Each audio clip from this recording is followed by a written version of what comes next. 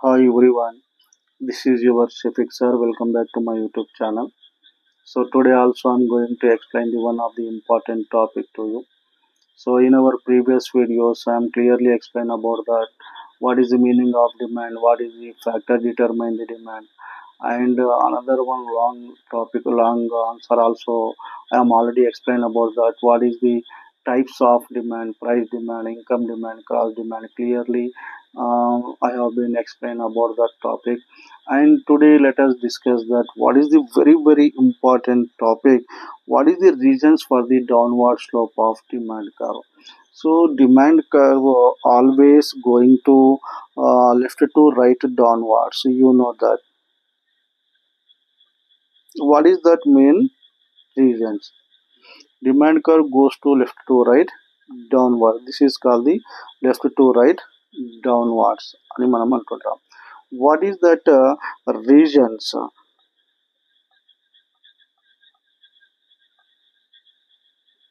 Reasons for downward slope of demand curve. There are the different reasons are there for the downward sloping of demand curve.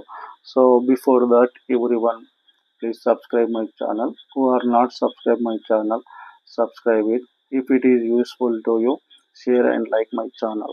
Okay, this is also very important topic for the degree students purpose, like that BA, BBA, and BCom sem students purpose. These topics are very important, important one. So everyone listen properly. These classes. Okay, what is the reasons for the demand curve sloping of demand curve, downward sloping of demand curve అని మనం చెప్పవచ్చు. ఎందుకు demand curve అనేది left to right downwards ఉంటుంది? What is that main reason? So here simply I can explain about that. There are the different reasons are there. So listen here.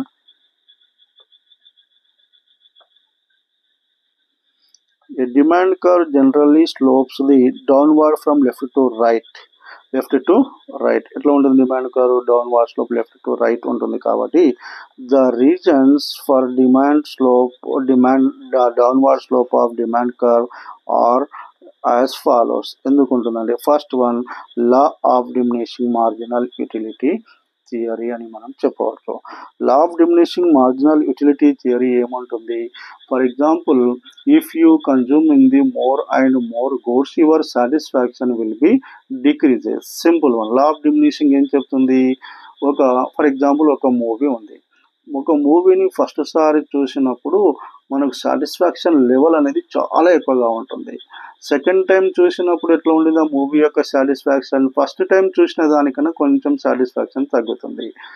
And third time చూసినప్పుడు second time చూస్తే వచ్చినంత satisfaction third time అనేది రాదు. That is a common thing. అది correct అన్న. So మనం మూవీని ఎన్ని ఎక్కువ సార్లు మనం చూసుకుంటూ పోతే మన సాటిస్ఫాక్షన్ లెవెల్ అనేది తగ్గుతూ వస్తుంది. అది కరెక్ట్ అన్న. సో కాబట్టి ఇక్కడ ఏమవుతుంది? సో మూవీని ఎక్కువ సార్లు చూస్తున్నాం కానీ సాటిస్ఫాక్షన్ తగ్గుతూ వస్తుంది. మూవీని తక్కువ సార్లు చూస్తే సాటిస్ఫాక్షన్ లెవెల్ అనేది ఎక్కువగా ఉంటుంది. So that's why this is the main reason. అంటే ఇక్కడ ఎకనామిక్స్ ప్రకారం మనం చూస్తే law of diminishing marginal utility theory says that when the consumer consuming the more and more goods అంటే మనం యాపిల్స్ని తీసుకున్నాం లా ఆఫ్ డిమినిషింగ్ మార్జినల్ యూటిలిటీలో. సో అదే పనిగా మనం ఎక్కువ యాపిల్స్ని మనం ఉపయోగించుకుంటూ పోతే ఫస్ట్ యాపిల్ తిన్నాం, మంచి సాటిస్ఫాక్షన్ వస్తుంది. సెకండ్ తిన్నప్పుడు ఫస్ట్ దాని ద్వారా వచ్చినంత సాటిస్ఫాక్షన్ సెకండ్ ద్వారా రాదు.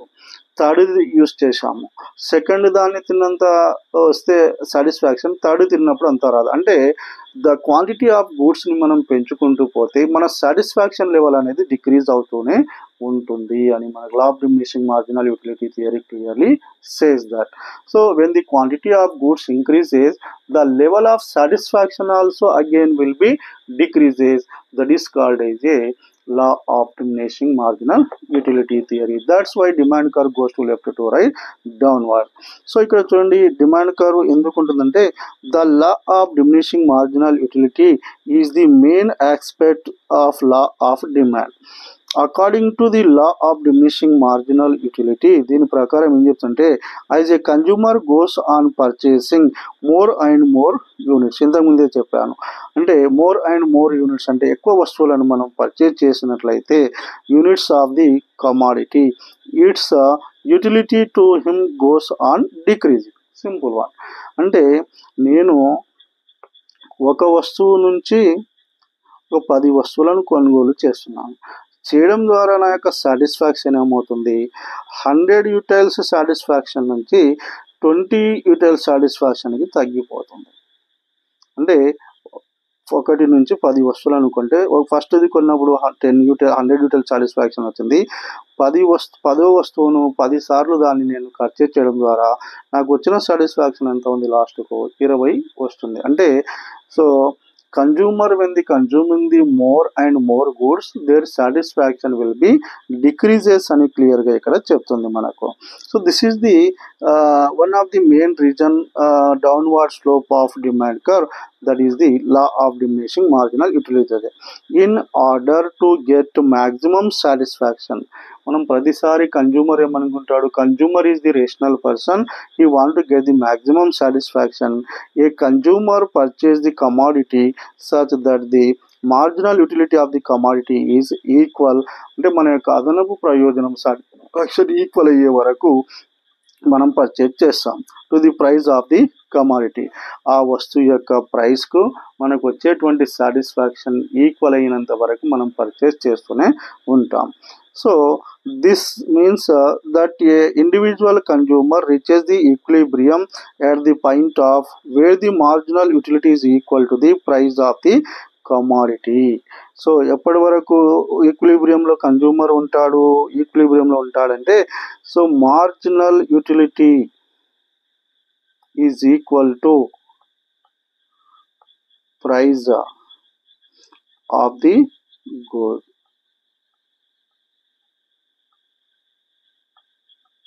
ఈ రెండు ఈక్వల్ కావాలి అంటున్నాడు ఇక్కడ.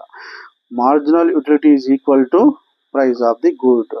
సో ఇంకొకటి ఏమని చెప్తున్నాడు ఇక్కడ చూడండి, therefore a rational consumer always try to equate the marginal utility. ఇప్పుడు కూడా ఏమన్నా రేషనల్ అంటే, రేషనల్ పర్సన్ అంటే ఎవ్రీ టైం కన్జ్యూమర్ రేషనల్గా ఉంటాడు. అంటే they want to get the more satisfaction, highest satisfaction and the price of the commodity and hence demand curve slope the demand curve. So ఇక్కడ చిన్న లాజిక్ చెప్తాను చూడండి.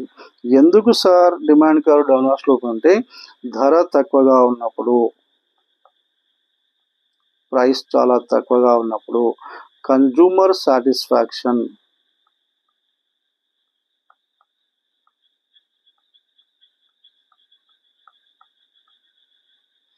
ఎక్కువగా ఉంటుంది. ఎక్కువగా ఉన్నప్పుడు గూడ్స్ యొక్క డిమాండ్ కూడా ఎక్కువ చేస్తాడు. Simple logic.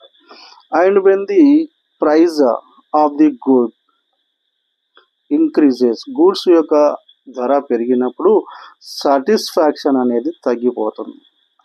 దాని యొక్క ధర పెరిగినప్పుడు మనకు సాటిస్ఫాక్షన్ ఏమవుతుంది, ఆటోమేటికలీ డిక్రీజ్ అయినప్పుడు ఆ వస్తువుకు డిమాండ్ ఏమవుతుంది, డిక్రీజ్ అవుతుంది. ఇక్కడ ఏ రిలేషన్షిప్ ఉంది, ప్రైస్ ఇంక్రీజ్ అయినప్పుడు డిమాండ్ డిక్రీజ్ అయింది, ప్రైస్ డిక్రీజ్ అయినప్పుడు డిమాండ్ అనేది ఇంక్రీజ్ అయింది. కాబట్టి demand curve goes to left to right downwards అని మనం చెప్పవచ్చు. This is the first reason.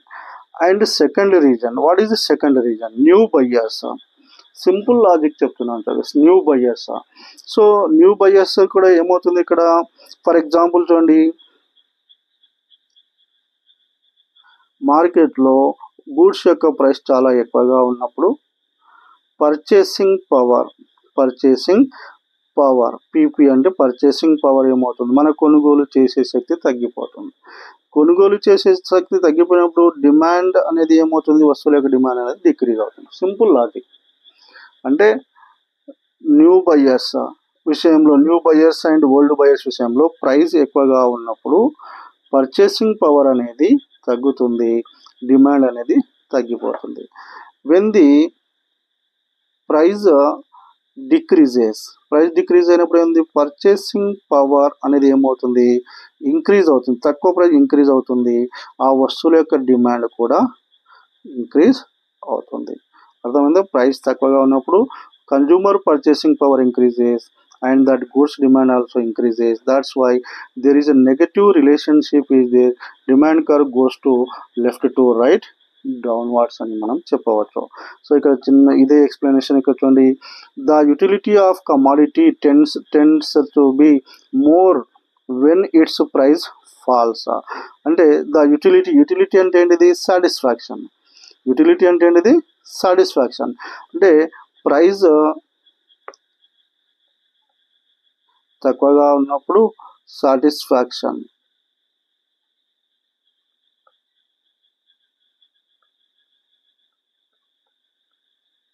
ఎక్కువగా ఉంటుంది. సో ఇదే చెప్తున్నాడు చూడండి ఇక్కడ. So the utility of commodity tends to be more when its price falls. Price తక్కువగా ఉన్నప్పుడు సాటిస్ఫాక్షన్ అనేది ఎక్కువగా ఉంటుందని చెప్తున్నాడు. Falls. Decrease in price decrease in price existing customer to purchase the. Prices తక్కువగా ఉన్నప్పుడు ఏమవుతుంది? ఇక్కడ ప్రైస్ మార్కెట్లో తక్కువగా ఉంటే ఎగ్జిస్టింగ్ కస్టమర్స్ కూడా ఎక్కువ డిమాండ్ చేస్తారు ఇక్కడ. So simple one. So decrease in price makes the existing customers to purchase the more. అంటే ఉన్న కస్టమర్స్ కూడా ఎక్కువ వస్తువులను కొనుగోలు చేస్తారు ధరలు తక్కువ ఉన్నప్పుడు. And new consumers to enter in to the market. కొత్త వాళ్ళు కూడా ధరలు తక్కువగా ఉన్నాయంటే every one they want to purchase the goods in the market. The addition of new consumers of A commodity results the increase the demand. So price తక్కువగా ఉంటే existing consumers కూడా ఎక్కువ పర్చేజ్ చేస్తారు. న్యూ బయ్యర్స్ కూడా they can purchase the new buyers they enter the market. Simple, for example, recently Dasara festival completed. Dasara festival సీజన్లో ఏమవుతుంది? Goods price అనేది decrease అవుతుంది. గూడ్స్ ప్రైజెస్ని కొంచెం స్లైడ్గా డిక్రీజ్ చేస్తారు, డిస్కౌంట్స్ అవి ఇస్తారు. ఇచ్చినప్పుడు ఏమవుతుంది? Existing customers also they can purchase the goods and new buyers also enter in the market and they create the more demand for the goods. Price తక్కువ సడన్గా ప్రైస్ ఇంక్రీజ్ అయింది అనుకుందాం. Existing customers also they decreasing the price, they decreasing their demand and new buyers are not entering in the market because prices are highly increases. Simple. ధరలు తగ్గినప్పుడు already ఉన్న వాళ్ళు ఎక్కువ కొంటారు, కొత్త బయర్స్ కూడా ఎక్కువ కొంటారు. ధరలు పెరిగితే ఉన్నవాళ్ళు తన డిమాండ్ తగ్గించుకుంటారు, కొత్త వాళ్ళు మార్కెట్లో వస్తువులను కొనడానికి ఇష్టపడరు. That's why there is a negative slope is there. Demand curve goes to left to right downwards. Demand curve ఎట్లా ఉంది? లెఫ్ట్ టు రైట్ డౌన్వర్డ్స్ అని మనం చెప్పవచ్చు. Okay, that is the second reason. Third reason income effect అని మనం చెప్పవచ్చు. Decrease in the price of the goods. Decrease in the price of the goods increase the real income purchasing power. So ఇంతకుముందే నేను చెప్పాను. Simple logic చూడండి అమ్మా. ఇక్కడ price decrease అయినప్పుడు పర్చేసింగ్ పవర్ అనేది ఇంక్రీజ్ అవుతుంది. పర్చేసింగ్ పవర్ ఇంక్రీజ్ అయినప్పుడు గూడ్స్ డిమాండ్ అనేది ఇంక్రీజ్. సేమ్ చెప్తున్నాను ఇక్కడ. పర్చేసింగ్ పవర్ ఇంక్రీజ్ అయినప్పుడు ఏమవుతుంది? కన్జ్యూమర్స్ ఇన్కమ్ ఇంక్రీజ్ అవుతుంది. తక్కువ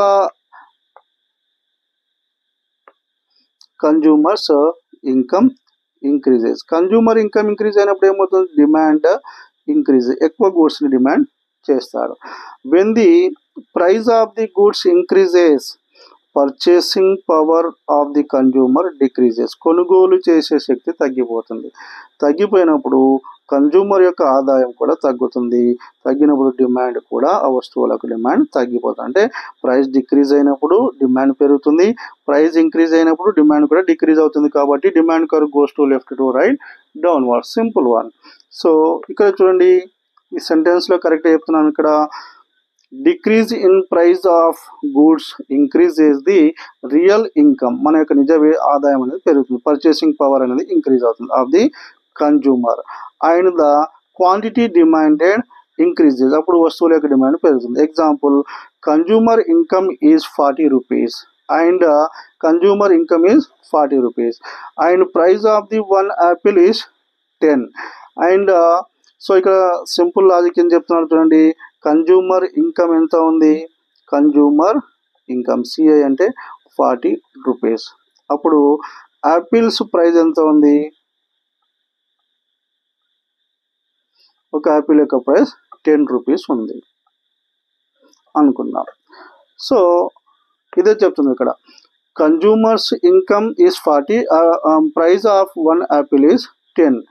now he can buy 4 apples. ఎన్ని యాపిల్స్ని? 40 రూపీస్ ఉన్నప్పుడు ఒక యాపిల్ యొక్క ధర ఎంత ఉంది ఇక్కడ? 10 రూపీస్. కాబట్టి 40/10 చేస్తే ఎన్ని యాపిల్స్ కొనగలుగుతాడు? 4 యాపిల్స్ని పర్చేజ్ చేయగలుగుతాడు, 4 యాపిల్స్ని పర్చేజ్ చేయగలుగుతాడు. సో 10 రూపాయలు ధర ఉన్నప్పుడు. ఇంకొకటి ఏమంటున్నాడు ఇక్కడ చూడండి, if the price falls 8 rupees, అంటే యాపిల్ యొక్క ప్రైస్ ఎంత ఉంది? ఓన్లీ 8 రూపీస్ ఉంది అనుకుందాం. 8 రూపీస్ ఉంది. ఇన్కమ్ ఎంత ఉంది ఇక్కడ? 40 rupees. Consumers income is 40 rupees. 8 రూపీస్కి 2 రూపాయలు ధర తగ్గింది. అప్పుడు ఎంత అవుతుంది? 40/8 అంటే ఎంత ఎన్ని గూడ్స్ని కొనగలుగుతాడు? 5 యాపిల్స్ని డిమాండ్ కొనుగోలు చేస్తాడు. అంటే 10 రూపీస్ ప్రైస్ దగ్గర ఓన్లీ 4 కొంటున్నాడు 40 రూపీస్ ఇన్కమ్తోన. 8 రూపీస్ ప్రైస్ దగ్గర ఇన్కమ్ 40 రూపీసే ఉంది, but they can purchase the 5. అంటే ఇక్కడ అర్థమవుతుంది, ప్రైస్ డిక్రీజ్ అయినప్పుడు డిమాండ్ ఎక్కువ చేస్తున్నాడు, ప్రైస్ ఇంక్రీజ్ అయినప్పుడు డిమాండ్ తక్కువ చేస్తుంది. That's why demand curve goes to left to right downwards. Are you understand that? So he can, so ఇక్కడ చెప్తున్నాను, ఇక్కడ చూడండి, 5 apples. If the price falls 8, can buy only 5 apples. 5 apples మాత్రమే purchase చేయగలుగుతాడు. Next last one, substitution effect. So substitution effect కూడా ఒక main reason demand curve downward స్లోప్గా ఉండడానికి. ఫర్ ఎగ్జాంపుల్, సబ్స్టిట్యూషన్ గూడ్స్లో మనం ఏం చెప్పాం? మనం tea and coffee,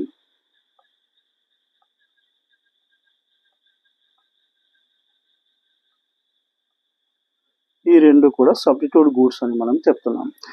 tea price increase అయినప్పుడు టీకి డిమాండ్ ఏమవుతుంది? డిక్రీజ్ అవుతుంది. When the tea price decreases, tea demand also increases. This is the logic. That's why there is a negative relationship is there. Demand curve goes to left to right downwards. Left to right downwards. Okay, or understand here? So substitution effect also one of the main reason for the downward slope of demand curve.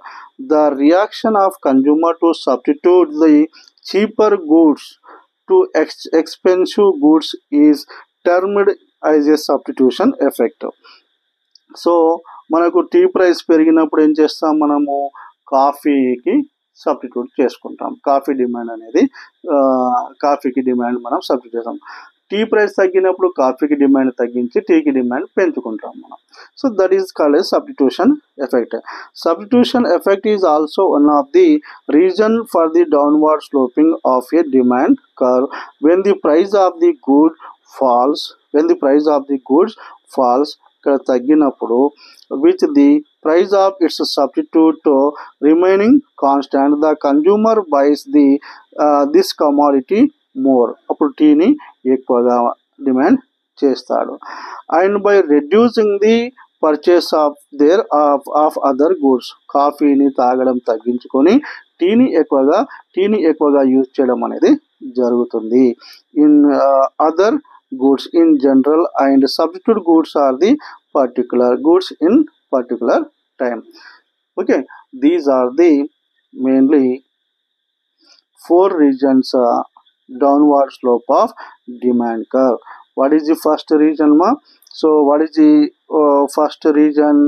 Law of diminishing marginal utility theory. Second one, new consumers and existing old consumers, income effect. Fourth one, substitution effect అని మనం చెప్పవచ్చు. So if you understand this topic, please subscribe my channel and share and like my channel. Thank you.